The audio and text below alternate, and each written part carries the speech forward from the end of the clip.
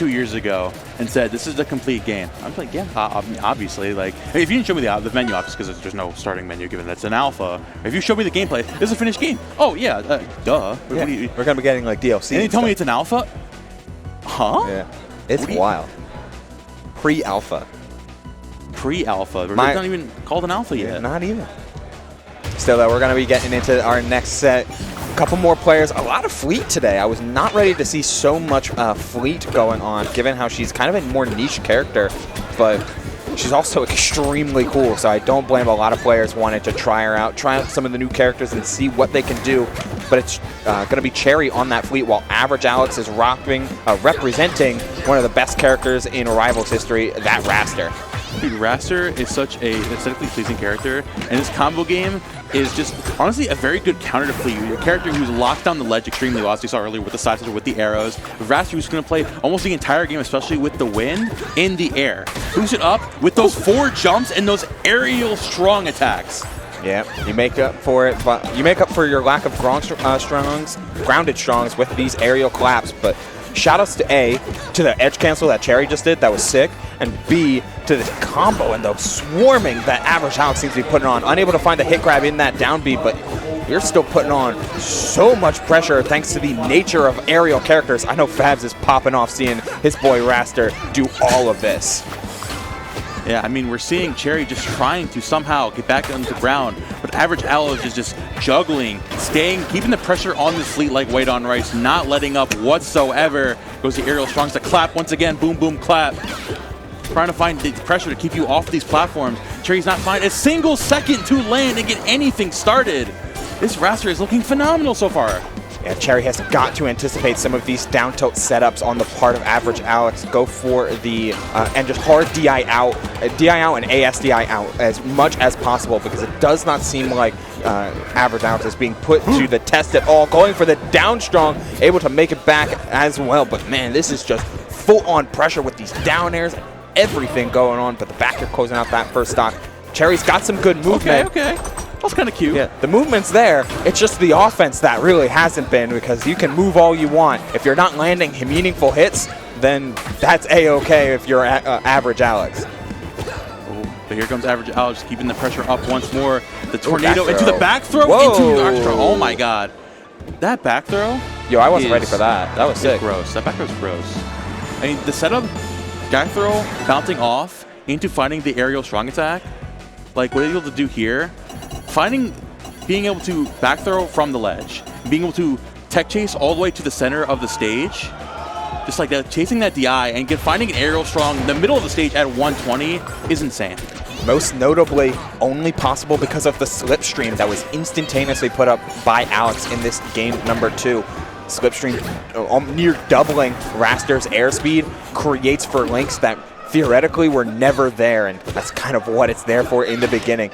Alex making a great use of it in game number 1 and at the start of this game number 2, trying to keep up the damage. Not again.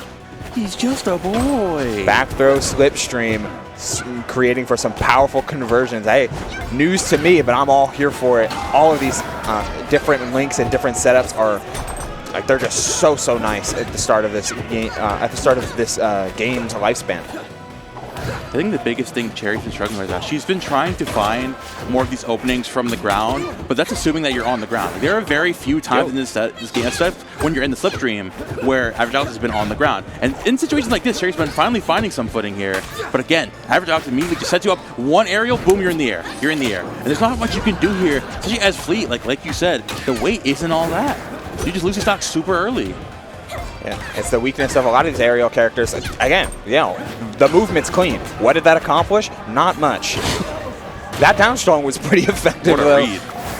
All right, you trying to mix up on these platforms just that little bit, but again, the back throw into the forward strong, the forward clap. And now I see what you were talking about Raster being one of the strongest Rivals characters. Dude, yeah, was that a Rivals 1 thing? He was a Rivals 1 thing. He's the best character, theoretically, in Rivals 1. No, but this back throw strong, is that a thing? Oh, no, not quite. Okay, that's some new gravy. Nice, I'm a fan. Oh my god, here comes the slipstream once again. An average of Alex, man, even throwing up that shield at the perfect time. Going for a big punish, not going to find the DI down there. Cherri still hanging on here. She's been trying to find some way out of this advantage state, but the slipstream on the top platform too. What is he cooking? Yo, he's chasing down slipstream. Is such a fantastic and flexible resource. It's forcing Cherri into positions like these where they're utilizing auto resources on big tech chase and big reads. The down throw comes down. The empowered aerial. I like that from Alex though. Like you don't have time to try to time a dodge. Instead, just get out of danger. But it's Cherri with these tech chases, utilizing Fleet's down throw in a way that has been is so empowering. Sniping with the side B and finding the pop, but a great air dodge on the part of Alex just to get out of what could have been his stock. I think the biggest thing Cherri's really been struggling here is finding damage is the fact that she can't find any of those side specials. Every time she's going to throw it out, average Alex is there, running through the slipstream, like I said, the double movement speed, and able to punish that before the move actually comes out. Yo, the forward clap comes in, grabbing the ledge, looking for back air, but the nice float there from Cherri. All right, I can see where Flyer Capital does a lot for Fleet's mobility, able to cross horizontal distances super quickly. Wow, didn't roll, instead went for the special getup. Sometimes that move is really strong and can close out stocks, but you had the guarantee with just rolling on. Instead, you're going to have to deal with that stock being taken in a bombastic fashion. Cherri with an opportunity to turn this game around thanks to just such a clean tech chasing game. Thing I was saying, but there goes the up throw. Yeah, that's going to be a solid chase down, reading the jump on the part of that Fleet, wanted to get back to center and utilize down air as a means to challenge their way and get to the ground instantaneously. But with a Raster and his multiple jumps getting covering distance so cleanly, you're not allowed to get by that quickly. I think the unfortunate thing about the ending of this set is the fact that Cherri... How close was that? Hold on. Go for it. The fact that Cherri, like we saw it towards the end here, Cherri was finally figuring out, right? She was not able to find most of those setups starting the combos with side special because the startup was just too slow. With Raster running through the slipstream, you didn't have any time. So it was like, okay, I'll use some of my lower startup aerials, like my up tilt, like my normal, like my jab, to get you up into the air to find some stuff. Right? Unfortunately, you whiffed that down air there and you still lost your stock. But the thing is, you finally started understanding that Raster is not going to be falling for those normal ledge setups because he's just so fast. And that's how average Alex was able to basically dominate this game. Oh, that's insane. Is that Z-axis nonsense, or he just doesn't have a hitbox on those wings? He just doesn't have a hitbox there, okay, but all like, right. you know. All right, okay, cool. Just, yeah, exactly. Glue them out, bro. That's some Raster privilege, just a little bit. But to go off what you were saying, Momo, right? The setups that you typically saw with a lot of we don't need to zoom anymore. with the setups that we would typically see on some of the players that we saw earlier with the side B and with the arrow traps